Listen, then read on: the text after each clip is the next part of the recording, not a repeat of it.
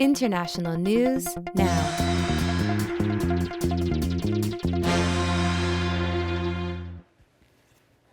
All right, so for today, we're going to cover the following issues. First, as we always do, we'll provide an overview of recent developments in the crisis and war between Ukraine and Russia. We'll provide a summary of the battlefield developments in the war and how Russian military attempts to capture major Ukrainian cities have stalled. We're also going to briefly discuss President Biden's trip to Europe for an emergency NATO summit and meet with the other allies. Second, focusing on the Biden trip, Biden is going to hold several meetings in which he's going to try to maintain the unity of Western allies on a number of security and economic fronts. These meetings that are going on right now are important because they're going to help determine whether the West can remain united in confronting Russian aggression against Ukraine in the face of some pretty difficult economic challenges, especially rising natural gas prices in Europe. Next, we're going to discuss the difficulties that Russia's military has been facing and how Ukraine's resistance has been surprisingly effective at stalling the invasion and preventing Russia from gaining control over major cities. After that, we'll analyze how we've arrived at this point of military stalemate in the war by first revisiting Putin's goals regarding Ukraine and why he thought he could accomplish those goals through the invasion of Ukraine. Next, we'll break down Putin's expectations for the invasions, outlining how the president thought this would be over rather quickly. He could subdue Ukraine, defeat its military, and topple the Ukrainian government. We're going to also discuss how Putin's miscalculations has resulted in this invasion, not only failing to accomplish his goals, but also producing a backlash that could very well weaken Russia's international status over the long run. And then finally, we're going to end with a discussion of three different potential endgame scenarios on how this conflict might play out and what each scenario could mean for Ukraine, Russia, the United States, and the broader international order. Okay, so we want to start today with a discussion of recent developments that have led to this stalemate on the battlefield and an emergency summit of NATO aimed at applying additional pressure on Russia to end its invasion. So let's start with a news clip from the PBS News Hour that highlights these most recent developments. It has now been almost 4 weeks since Russia invaded Ukraine. And tonight, President Biden is in Brussels, Belgium. Together with his national security leadership, they'll be part of a trio of summits tomorrow with NATO, the European Union, and the G7. More sanctions against Russian politicians and oligarchs are on the way as the allies continue coordinating support for Ukraine. Meantime, the Ukrainian counteroffensive continues around the capital, Kyiv, as Russian forces remain stalled in many sectors of the country. And NATO officials today said that the alliance estimates that between 7,000 and 15,000 Russian soldiers have been killed since the invasion began. Here again is Jane Ferguson reporting from Kyiv. Firefighters in Kyiv received the most emergency calls today since Russia's invasion began. Another sign that Moscow is not letting up its assault on the capital. Local resident Svetlana's home is now smoldering rubble, only the charred remains of a past life. We were in the bedroom and I was sitting in the armchair watching television. When it exploded, I ran away to the kitchen. Then there was already everything damaged. Windows were blown, smoke and smell of burning. I could not take anything from the rooms and we ran outside. She was able to walk away. Many others were not. In the besieged city of Mariupol, subjected to the fiercest Russian onslaught of the war, some, fortunate enough to make the rare humanitarian corridor out, arrived in Zaporizhia last night by bus. Getting trapped civilians out of Mariupol has become the gravest humanitarian emergency of this war. Now, the Ukrainian government says Russian forces have seized a convoy of 11 empty buses on their way to Mariupol to bring people to safety. For several weeks, we've been trying to organize stable humanitarian corridors for Mariupol's residents, and almost all our attempts have been, unfortunately, obstructed by shelling or deliberate terror by Russian occupiers. But a senior U.S. defense official said today Ukrainians continue to push Russia away from Kyiv. Russian forces remain outside Chernihiv and Kharkiv and are now increasing their offensive in the Donbas region. The U.S. said Russian attacks could include the use of chemical weapons, something which President Biden warned of again today. I think it's a real threat. All right, so let me just make a few points here. This clip sort of matches pretty well with our two big themes here. One is the continuing U.S. and Western efforts to coordinate their attempts to confront Russia and to do so in a way that mitigates some of the economic pain that will be inflicted by the sanctions and the problems with Russian energy flowing into Europe. And we'll talk a little bit about that. So the first point is that President Biden going to Europe for these meetings with NATO and other Western allies is an important development here and one that we want to pay some attention to. And we encourage you guys to keep watching this. It just has started really, and it'll extend into next week. And so that trip is going to be an important part of American and Western attempts to confront Russia. But the second theme here is that Russia's invasion has hit a stalemate. And Russia has been making some progress in southern and eastern Ukraine, but its attempts to capture Kyiv, which have been ongoing for a while, have really stalled out. And what's interesting lately on that siege of Ukraine, they're trying to surround the city, is that Ukrainian forces have been trying to take the fight, so to speak, to those Russian forces that are surrounding the city and trying to set up long-range bombardment and other artillery batteries to sort of wait out and starve out the city. And so this is a strategy by Ukraine in part to kind of interrupt and disrupt that plan. Russia has suffered quite a bit of casualties, and that's something we'll talk a little bit more about in a future section of this segment. U.S. Pentagon officials have estimated that Russia has lost more than 10% of its combat force that it sent into Ukraine, but there are other estimates that those losses are even higher. And so we'll talk about how many casualties and other losses the Russian military has faced, but this is really crippling Russia's attempt to successfully meet its goals in this invasion. Now, one thing that we're also following, we won't spend a whole lot of attention on in this segment, but until the end, is the idea that there are talks, low-level talks between Ukraine and Russia that have begun. Nothing at the level of the two leaders, Zelensky and Putin, or anything even close to that. And but the fact that they have started meeting and talking is a sign that there is at least some willingness to have a dialogue about how the two sides might end this conflict through negotiation. But those talks have shown little progress, and there's a lot of obstacles to meeting some sort of negotiated settlement. The big news coming out of some of those talks has been public pronouncements by Ukrainian President Zelensky, who has, over the last week or so, backed off in away from the idea of Ukraine joining NATO. And he's kind of pitching this as just a realization of the facts on the ground, that NATO really isn't, even though it has an open door policy, isn't in any position or has any real political will to accept Ukraine as a member right now. And so Ukraine is trying, and President Zelensky is trying to get used to the fact that Ukraine just won't be joining NATO anytime soon. That has been perceived in part as a concession or a potential concession on the part of Ukraine to some of Russia's demands, but we'll talk a bit more about the negotiations at the end of this segment. So that's all the developments.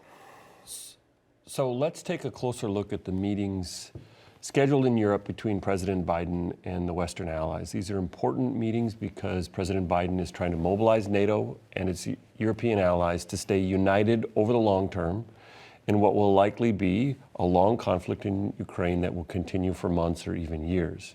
So this week, President Biden is holding 3 important meetings with key Western allies in Europe, one with NATO and 2 others with the European Union and the G7.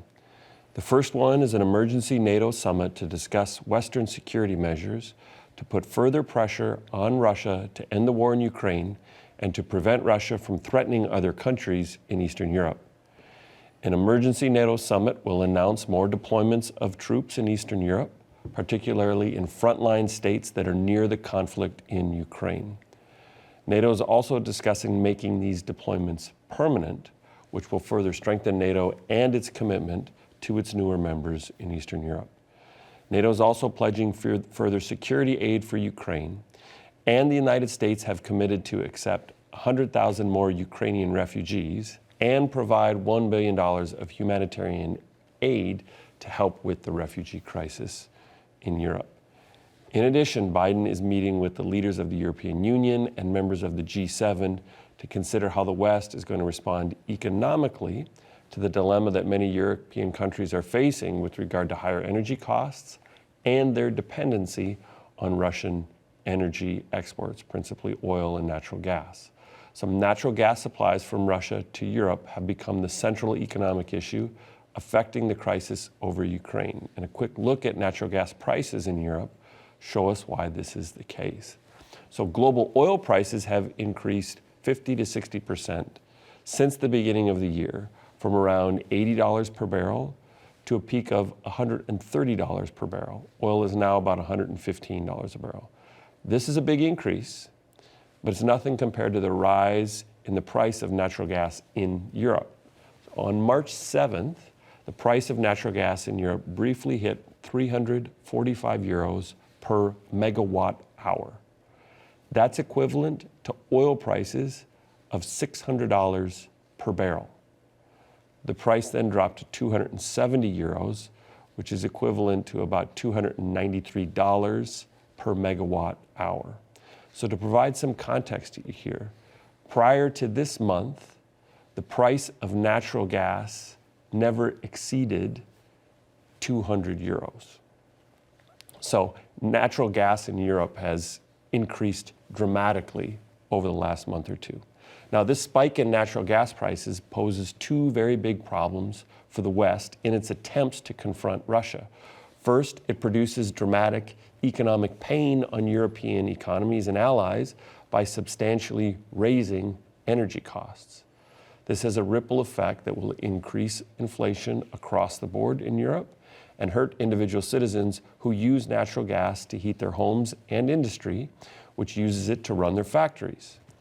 The second problem is that these astronomically high natural gas prices are a windfall for Russia right at the time it desperately needs cash to fight its war in Ukraine and weather Western economic sanctions. Analysts estimated that before the Ukraine crisis, Russia received about $200 million in revenue per day from the export of natural gas. The economic historian Adam Tooze estimates that Russia could now be making over $700 million per day from the export of natural gas at these prices. This will make up a lot of the losses that Russia is suffering from sanctions. So in response, President Biden and European leaders are discussing contingency plans to replace Russian energy exports to Europe with other energy sources.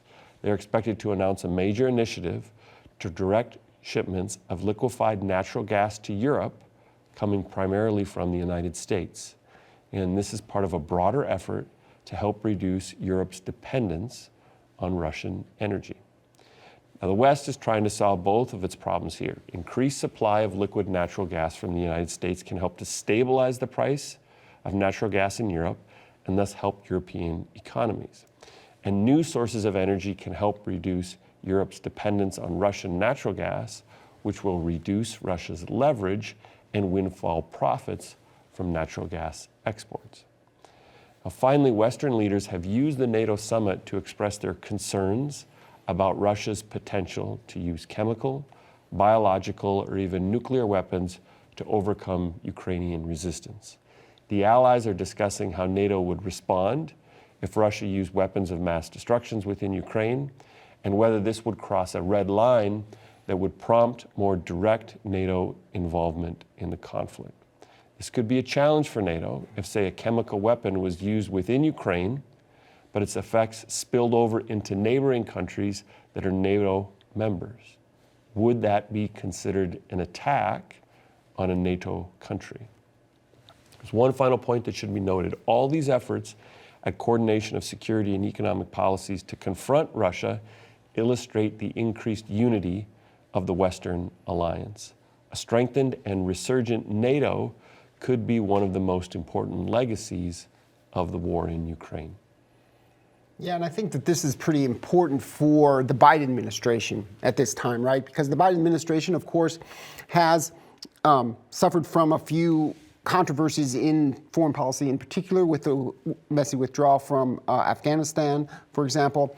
But this could be sort of a pillar of success if the Biden administration can really, and Joe Biden can keep this alliance together in the face of this big threat. Well, and these political developments in terms of strengthening the alliance reinforce his broader grand strategy and the political justification from this, which is an alliance among democracies is America's best long-term strategy to realize its interests in the world. And in many ways, this crisis is reinforcing the political leverage and strength that the United States can derive from these alliances. Right. And an INN from a few times ago, we said that this is the true test of the Biden doctrine, right? Can the United States actually marshal a united front among democracies to confront a real threat? And so far, it's been working out. But this we're entering a stage where it's going to get harder because the conflict's getting longer, and so. So this is a big week for the Biden administration, so you keep watching. Yeah, now, and in terms of the conflict getting longer, just think, handling the natural gas problems are easier in March and April of 2022 than they will be in November of 2022, right? Exactly. Because of winter and demand will go way up.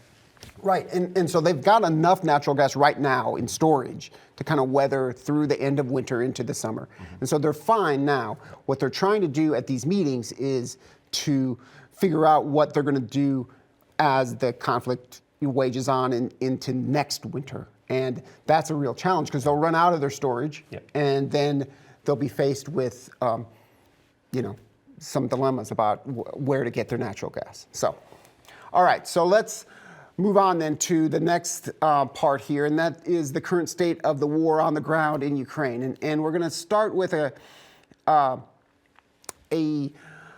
clip here from PBS News Hour about the Russian invasion in Ukraine from a couple days ago and how it's sort of stalling out. So why don't you go ahead and run that clip now. Russian forces are stalled in many regions of Ukraine and are resorting to an ever more punishing campaign of bombardment against several major cities. All this as a Kremlin spokesman said the prospects for a peaceful resolution have grown dimmer. Meantime, around 10 million Ukrainians have now been displaced, either within their country or seeking refuge outside it. In Washington, President Biden issued a stark warning for American companies, utilities, and other concerns to watch for the possibility of an increased threat of cyber attack by Russia. From southwestern Ukraine, Jane Ferguson again leads our coverage. This is all that remains of the normally bustling shopping center in Kyiv, hours after Russian forces shelled it. Mangled steel, piles of debris, and the burned-out shells of vehicles. The bodies of the dead lie covered. It is hard for me to speak because my child used to work here. She was at work just yesterday. Drone footage captured the scale of the destruction. We don't have any strategic military objects here, as the Russians say. Russian troops have been shelling Kyiv for almost 4 weeks now as they try to surround the capital city. One residential building after another destroyed, leaving people's homes shattered. When your home is hit by a fragment of something, when your windows are blown out, you are left without a place to live. You don't know how to go on living. You don't know whether to stay here or flee. Kyiv's mayor imposed a new day-and-a-half-long curfew beginning tonight in anticipation of more shelling. Further east, Russian forces attacked a chemical plant on the outskirts of Sumy, triggering an ammonia leak that took hours to contain. Residents nearby were ordered to shelter in place to avoid exposure. In Ukraine's south, Russian forces also continue to strike all they can. For the first time today, the key port city of Odessa came under attack. These residential buildings on the outskirts completely gutted. And in Mykolaiv, where dozens were killed this weekend after Russia bombed a military base, residents and emergency workers cleared the rubble of the first strike in the city center since the invasion began. Russia's strategy in this war to try to grab control of major urban centers continues, which is why most of the fighting in this country is happening on the outskirts of major cities. In the occupied city of Kherson, hundreds ran for cover as Russian soldiers fired at protesters. Images of the injured emerged on social media. All right, so let me just make a few points here. The Russian invasion, as this clip has showed, has failed to capture major Ukrainian cities. And so this is a real problem for the Russian military. It is clearly, despite all objections from the Russian government and speeches by Vladimir Putin, it's off schedule, so to speak. It's taken way too long. The Russian military hasn't really accomplished the goals that it expected to in its invasion, because it expected to be able to capture these cities much more quickly and much more easily. And so because of that, the Russian military has changed tactics, and that's what a lot of this footage from this clip has shown. Is that it's pretty clear now that Russia and the Russian military has a different strategy that is in part based on consciously targeting civilian population centers and using heavy artillery and heavy bombardment to terrorize the population and sort of capture these cities by attacking the civilians who live there. And that's where you get a lot of the charges from the United States and other Western countries of war crimes committed by the Russian military and the Putin regime. And so there is a strategy here from the Russian military that is going to try to, over a longer period of time, achieve its military and political goals through targeting civilians in this conflict. And that's going to be a problem for the Russian military. It has, on purpose, I would say, created a refugee crisis in which there's well over 3 million refugees who have fled the country, left the country, but over 10 million Ukrainians have been displaced within Ukraine. And so a full 25% of the population has become homeless and had to leave the places that they live because of heavy fighting. Now, despite all of this military attack on civilian populations, Ukrainian military resistance, both conventional military and civilian military personnel, have kept up a very strong resistance to the Russian military. And you see this in growing reports from various news outlets, including a Russian news outlet, Komsomolskaya Pravda, that published an article briefly on its online website that stated that close to 10,000 Russian soldiers had been killed and another 16,000 had been injured. And it cited Russian official sources, the Russian Ministry of Defense, with these figures. But that was all deleted pretty quickly from the website and hasn't appeared again. And so that's really astounding that somewhere Russian sources are starting to point to this kind of casualties among Russian soldiers. Other estimates are even more damaging when it comes to Russian battlefield losses. NATO just released a report yesterday estimating that up to 40,000 Russian soldiers. Now remember that about 150,000 Russian soldiers were involved in the initial invasion of Ukraine. 40,000 Russian soldiers had been either killed, wounded, captured, or gone missing in the war. And so NATO has these estimates at much higher levels than either the United States or Russian authorities have it. But they've claimed that Russia may have lost up to 20% of its combat forces so far. And that's a big blow for the Russian military objectives, because it's very difficult for the Russian military to even operate and succeed in its plans with those kinds of losses. They can't really launch a fight. And so there's some evidence that they're trying to regroup and reorganize themselves outside of cities like Kiev. What the Ukrainian military has done and Ukrainian civilian forces have done is try to take advantage of those losses and take the fight to the Russian forces outside of cities like Kiev, rather than just wait for the eventual heavy artillery bombardment of the cities to try to retake some of that territory. And so this has really ended up being a stalemate on the battlefield. All right, so let's try to make some sense of why the Russian military has had so much difficulty in its invasion of Ukraine. And to do this, we're going to analyze the situation in two steps. So first, we're going to revisit Putin's goals, specifically regarding Ukraine, and then more broadly regarding Russia's position in Europe and its ambition for a sphere of influence and greater prominence in the European security structure. Next, we're going to break down Putin's expectations on how Russia's invasion was going to unfold. We're going to argue that Putin made some crucial miscalculations based on faulty assumptions, which has led to this stalemate.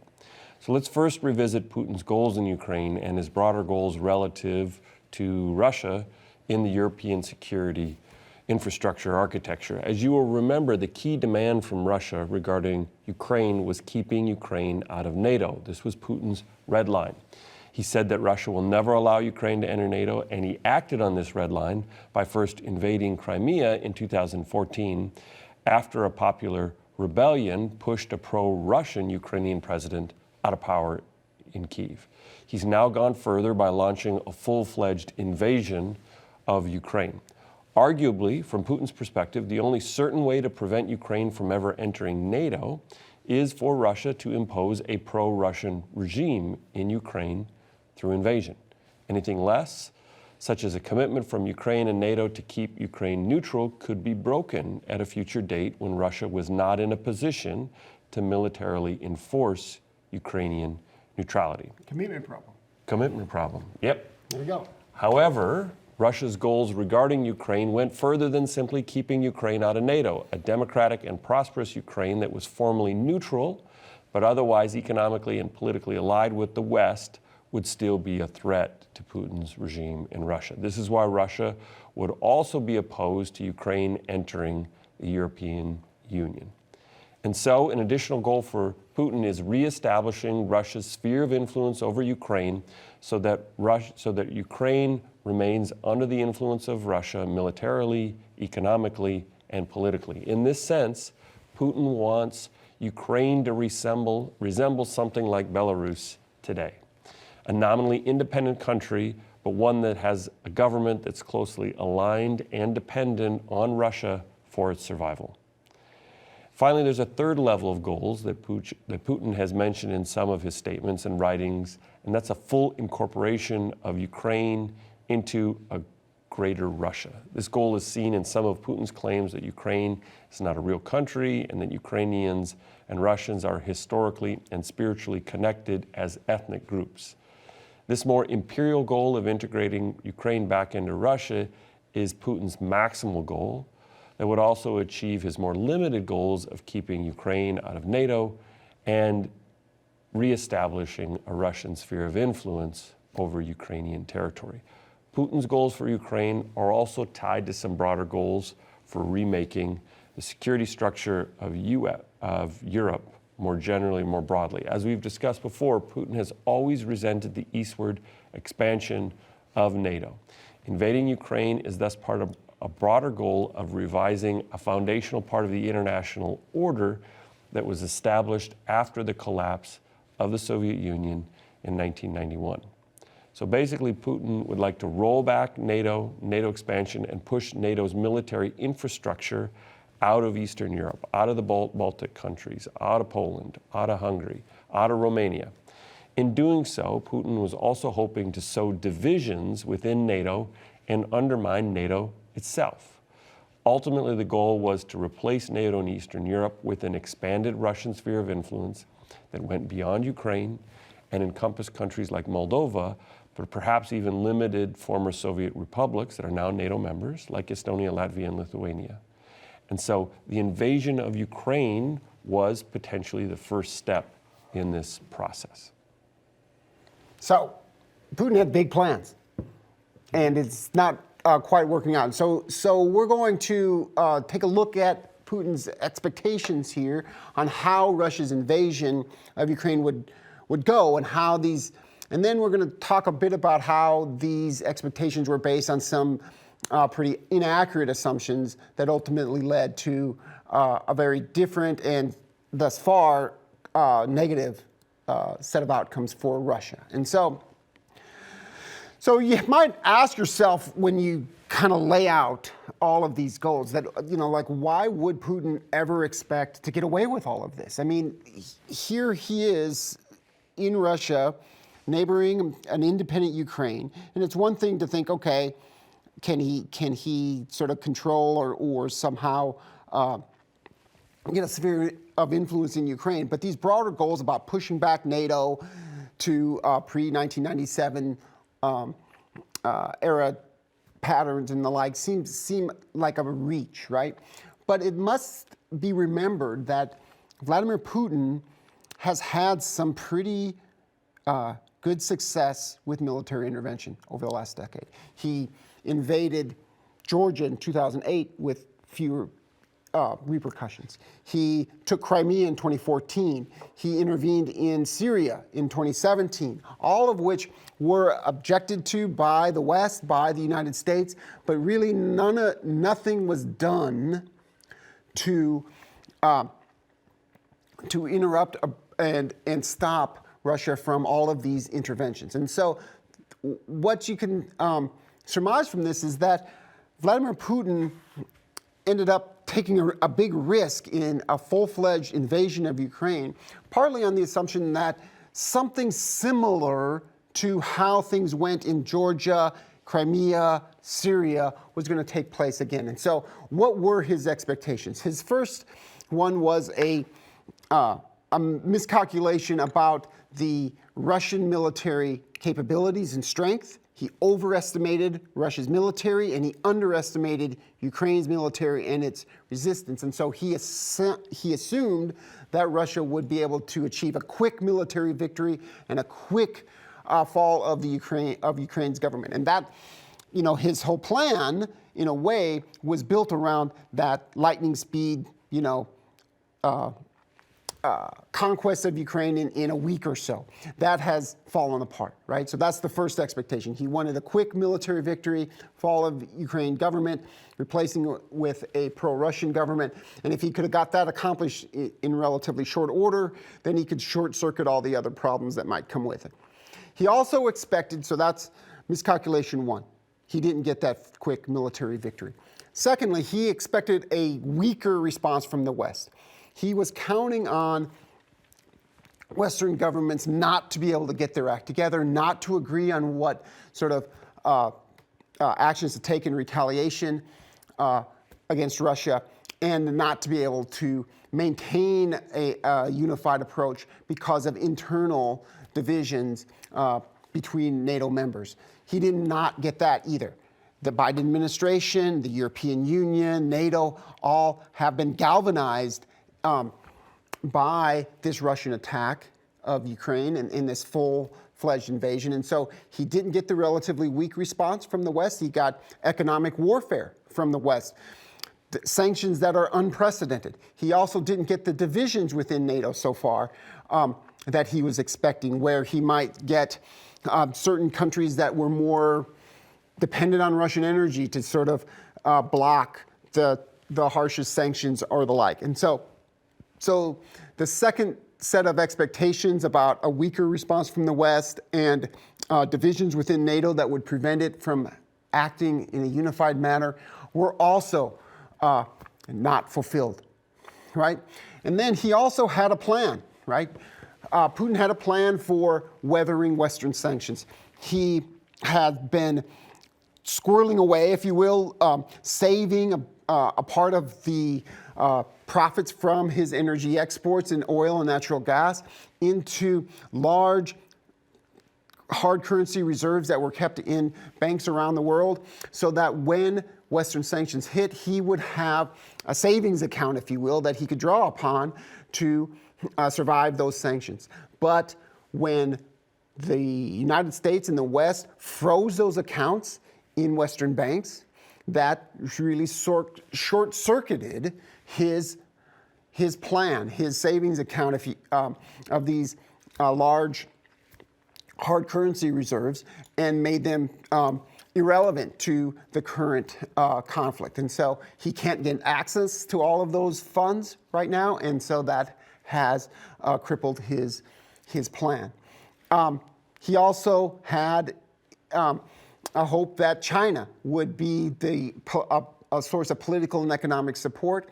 While China hasn't criticized Russia, it has remained on the sidelines here so far, trying to protect both its relationship with Russia, but also its relationship with Western markets in Europe and in the United States.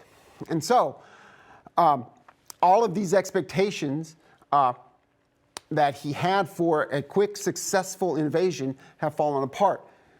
Stalled invasion and inability to capture major cities, economic warfare from the West that has crippled Russia's economy, a strengthened and fortified NATO that has remained united, a China that has tried to stay in the background, and a Europe that is now turning away from Russian energy and trying to figure out ways to undermine Russia's leverage and its own dependence on Russian energy. And so this has been, so far, a real problem for Russia. Russia hasn't achieved any of its goals, right? It hasn't gotten what it wanted out of Ukraine yet. It hasn't gotten any of the larger goals of Russian spheres of influence and greater prominence in Europe.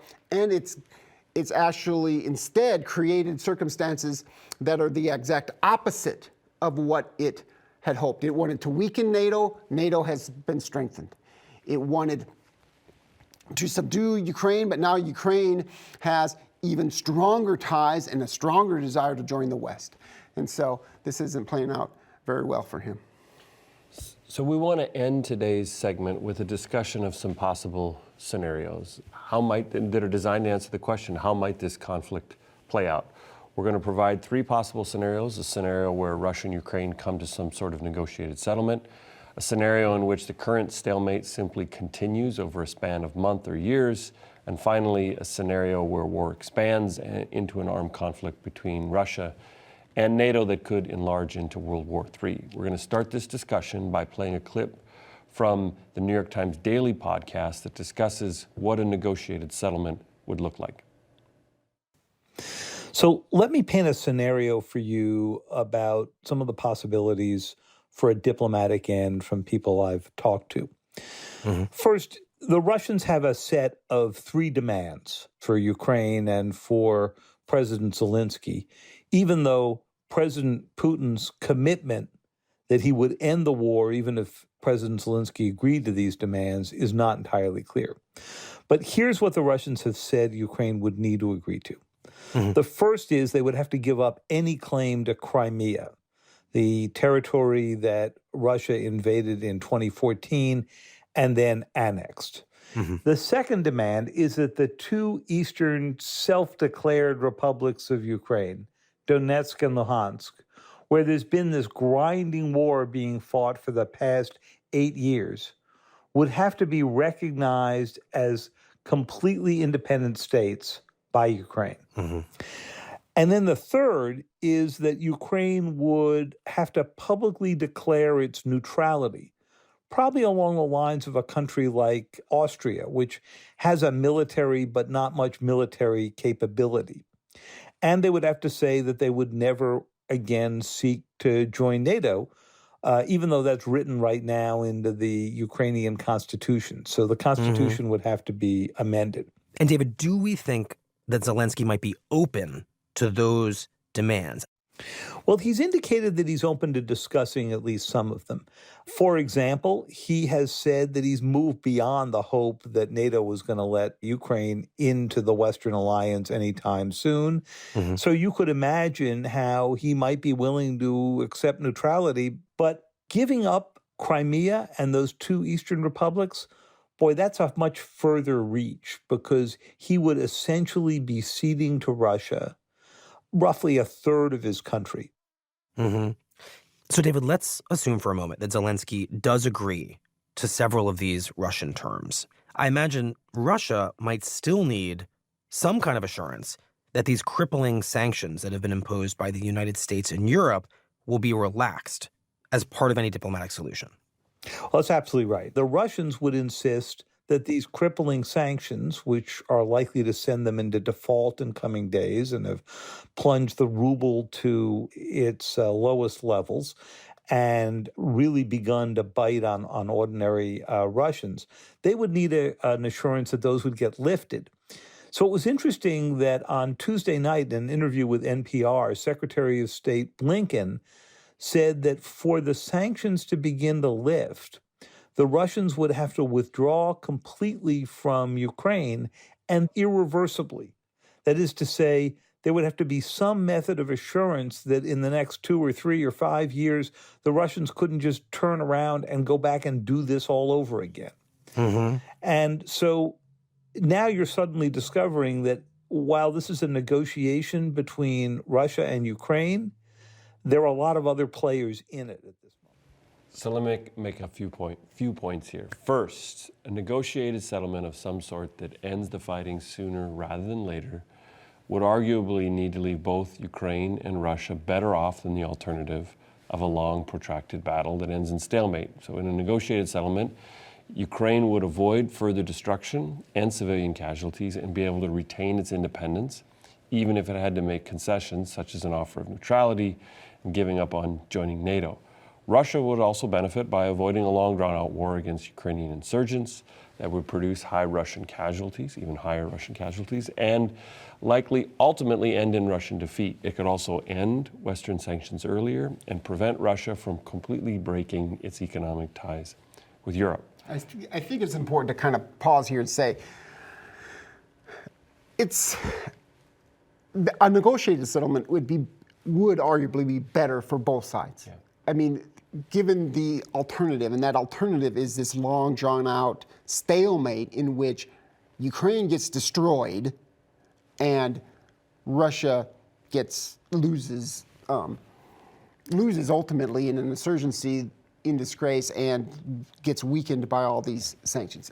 Both sides have some interest in figuring this out, but that's where the hope ends. Yeah. However, right, as the clip points out, the problem is that all sides, Ukraine, Russia, and the West, are probably incapable of making the kinds of concessions to each other that would be necessary for this negotiated settlement. Ukraine and the West would probably insist on a full withdrawal of Russian troops from southern and eastern Ukraine, And Putin would probably insist on some territorial gains in eastern Ukraine so that he can claim at least a partial victory.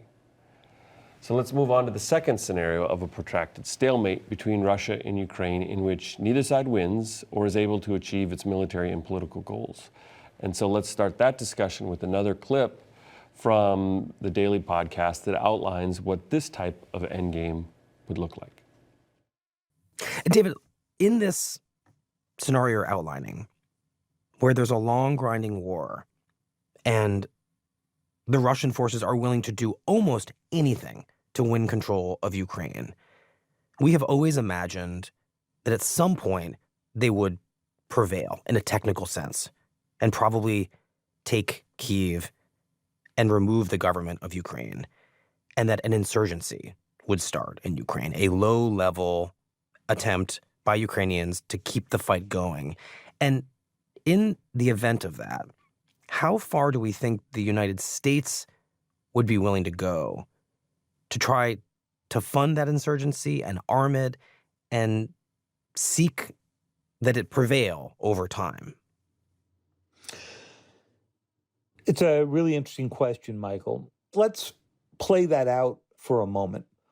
Let's assume that the government of President Zelensky has to flee Kyiv and sets up, say, in western Ukraine. What would the United States and its allies do? I don't think there's any question that they would fund and arm an insurgency that would make the price of this for the Russians as high and as bloody as it could be. But boy, that would be really back to the old proxy wars of the Cold War.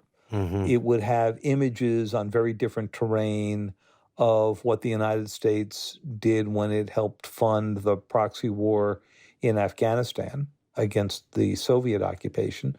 But this would be a lot bigger effort. So it sounds likely that the United States and Europe would become effectively silent combatants in a long Ukrainian insurgency. Is that right? I think it's a relatively high likelihood. I don't think we would be a silent participant. I think we would be a very vocal one. I think the Europeans would be a very vocal one. I think they would feel particularly invested in this because it's the view of many Europeans, not all, that this is a struggle they cannot lose. Right. Because if Putin gets Ukraine and if he then manages to reform his military and diagnose what has gone wrong here, that they will be on the front lines next. All right, so let me make a few points here. So what a protracted stalemate conflict would look like is pretty much what we have right now. The Russian military has and would continue to slowly capture cities and territory, particularly in southern Ukraine and eastern Ukraine. It, according to this scenario, and you know, I think that there's some decent likelihood that this would happen. Eventually, they would be able to capture Kyiv, or at least threaten Kyiv enough to push the Ukrainian government led by Volodymyr Zelensky out of Kyiv into western Ukraine, probably setting up shop in Lviv.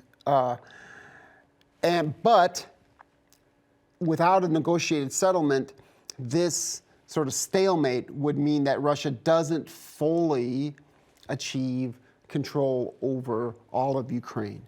That instead, what would happen would be a Russian military that has certain territory, especially in the east of Ukraine, that it controls, but lacks any control over certain territory in Ukraine, particularly in the west, and is constantly under threat from Ukrainian forces, Ukrainian military, and also insurgent forces as it tries to hold the territory. And so it might be able to gain territory, to conquer territory, but holding it will be really difficult. And so then you've got this continuing war in which Russia continues to bombard Ukrainian cities, and Ukrainian forces and insurgents continue to inflict heavy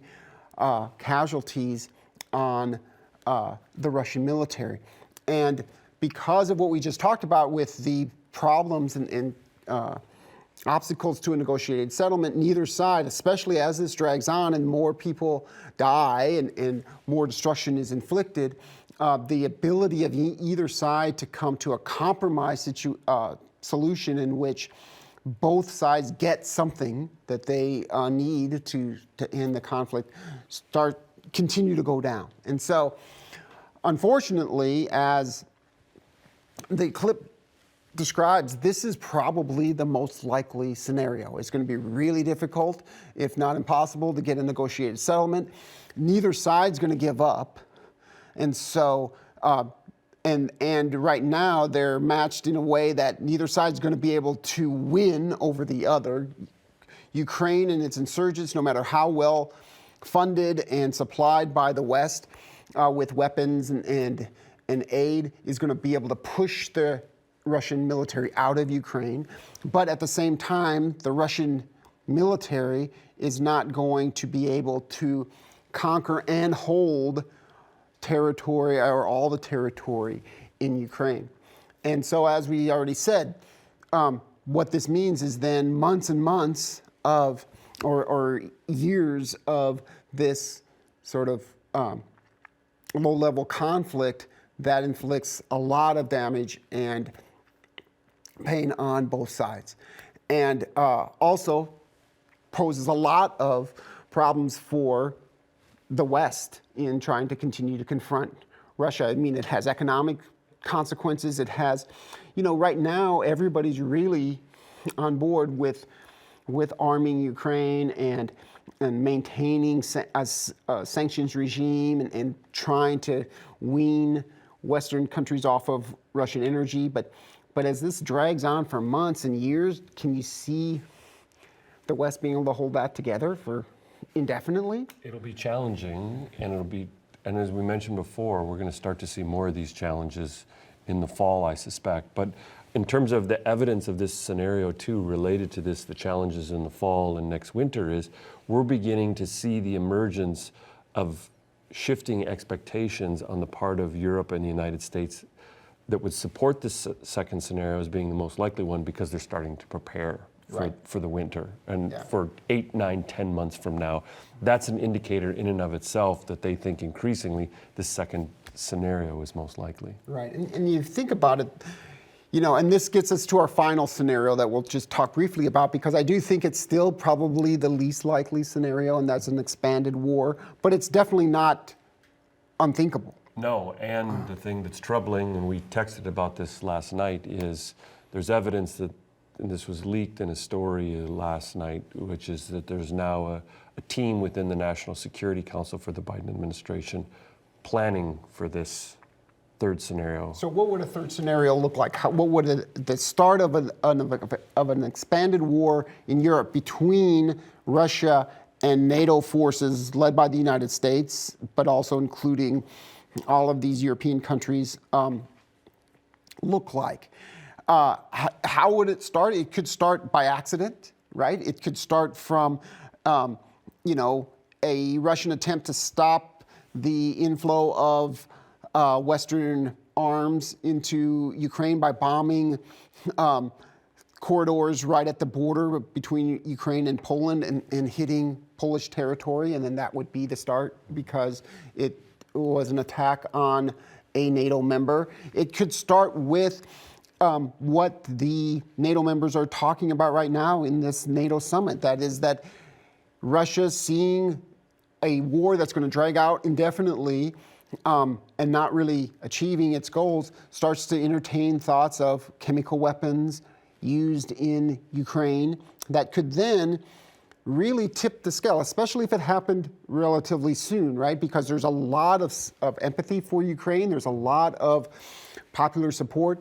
And if Russia crossed that line to using chemical weapons and the sort of carnage that would produce, there would be a lot of public pressure for the West to do something, right? And what that something could do is escalate the conflict into a wider one. And so it could happen by accident, but also could happen strategically. Russia escalates, and then the West responds, and suddenly they're fighting. They're firing at each other, and that's the war. And then what happens after that is really hard to calculate, right? What would China do in a European war between NATO and Russia? What would other actors outside of the European sort of military theater do? This would be a real dangerous situation. And so the Biden administration is planning on this. The other potential source of this would be tactical nuclear weapons, a nuclear weapon that's not meant to start, a full-fledged, mutually assured destruction kind of nuclear war, but one that would be used in a battlefield within Ukraine. If Putin used that, would the West see that as a line crossed that would require military intervention? And then how do you control that? And they're also discussing the potential, right? If there was radiation leakage and spread into Western Europe, but if the bomb fell on Ukraine, but then there was the radiation cloud spread to into NATO members, would that constitute an attack? Something else on strategic, the risks associated with strategic or accidental military escalation here. So during the war in Syria, and there was a story on this in the news yesterday, the United States and Russia established essentially this hotline between generals and the military and, say, the defense. De-escalation protocols. Yes. Yeah. So basically, because they had to coordinate where you had U.S. jets and Russian jets flying in close proximity to each other. But they wanted to make sure to tell them that the U.S. pilots and the Russian pilots that they weren't targeting each other.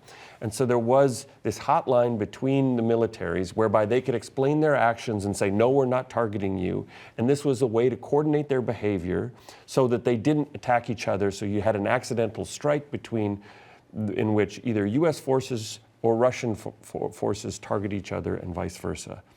Those conversations, that hotline, the U.S. has tried to restore that and initiate conversations between the Secretary of Defense and the Chairman of the Joint Chiefs of Staff in the last couple of weeks, and their Russian counterparts aren't answering those requests for discussions. So that mechanism that's been used in the past to prevent accidental military escalation, the Russians have closed that off right now, which also then raises the risks of an accidental military escalation here.